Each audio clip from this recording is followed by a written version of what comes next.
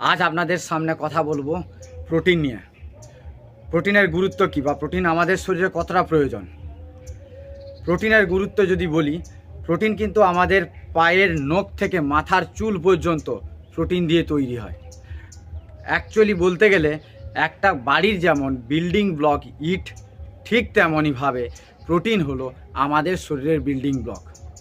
প্রোটিনের দ্বারা তৈরি হয় সেল, হরমোন, পুরোপুরি শরীরের অন্যান্য ছোট ছোট ক্ষুদ্রাতি ক্ষুদ্র পার্টগুলো।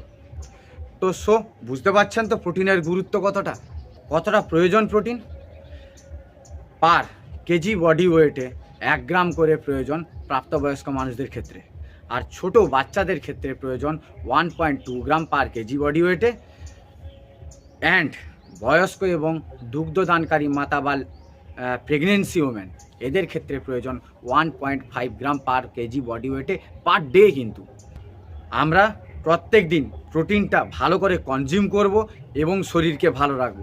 আর আপনারা বলুন কে কে আপনার শরীরের প্রয়োজন অনুযায়ী প্রোটিন নিচ্ছেন। সো থ্যাংক ইউ, অ্যান্ড দেখা হচ্ছে পরের ভিডিওতে। Bye bye.